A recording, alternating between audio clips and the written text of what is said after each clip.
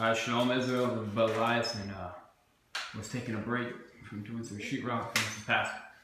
So, Pastor, why is it that religious people like to avoid controversial topics?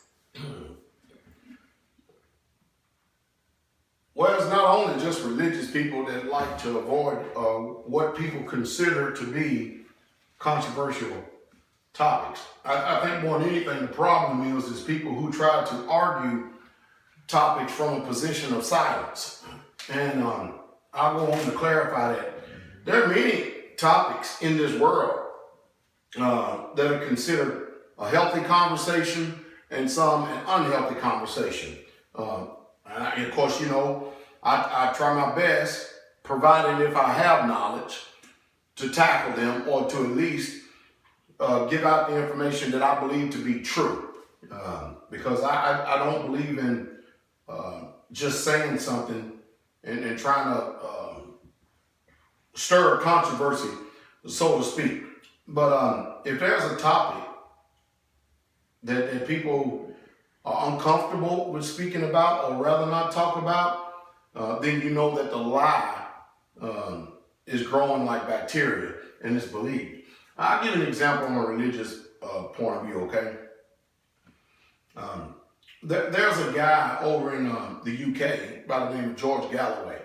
And, people think when they listen to him, and it depends on what side of the fence you find yourself on, but people think when they listen to him that he's a very anti-Semitic man.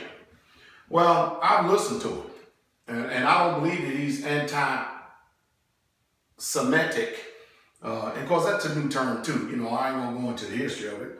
I don't believe he's anti-Semitic at all. As a matter of fact, I think that he is anti-Zionism.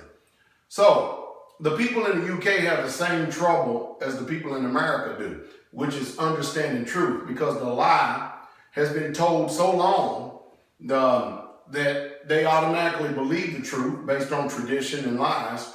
And because they haven't heard another perspective or point of view. And they're already conditioned to believe the lie, that anytime something challenges the tradition or challenges what they believe to be true, then that person can't be right.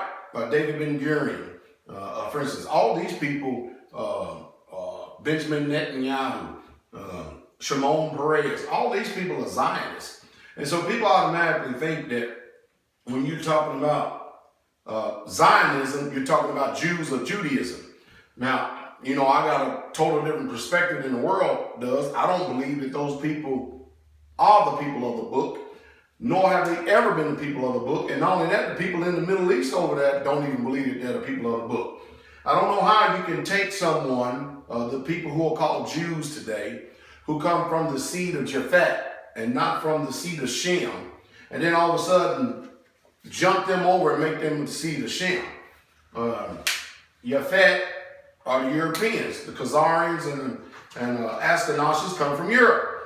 And so in Israeli, which is not the real true Israel, and by the way, my people are the real true Israelites, we don't want to fit all the prophecies of the book. And they've been scattered in every nation. And these people brag about not being into bondage under any man. So anyway, I'll give a lot of digressions here, but let me get on with it. But people today, because of the conditioning process, they refuse to see the difference. Be they an Israeli, or be they a European Jew, or European Khazarian, or whatever they want to call themselves. They refuse, or European Sephardic, or Sephardim. They refuse to actually see the difference between Judaism and Zionism, because it's been promoted that they're both one and the same. And the truth is they're not one and the same, just like here in America.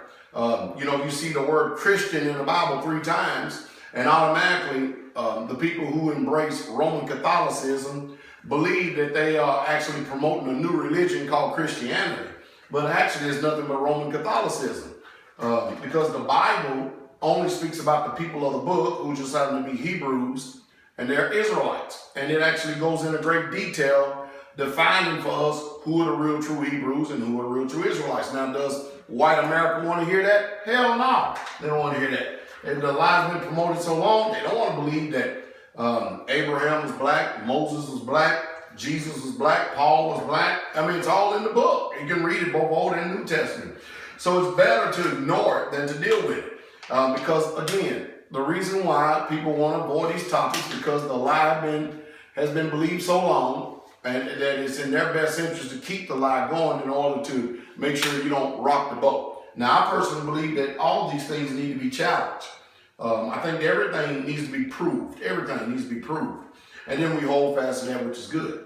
But people are just not willing to do that because they're comfortable in believing the lie. Now, Hosea 4:6 says that y'all's people destroyed for a lack of knowledge because they reject knowledge. Just the same thing that I just got finished saying in there, however long this video is that people are comfortable. They refuse true knowledge, so they reject knowledge. And so this is the reason why people can't stand and they hate controversial topics. Nice.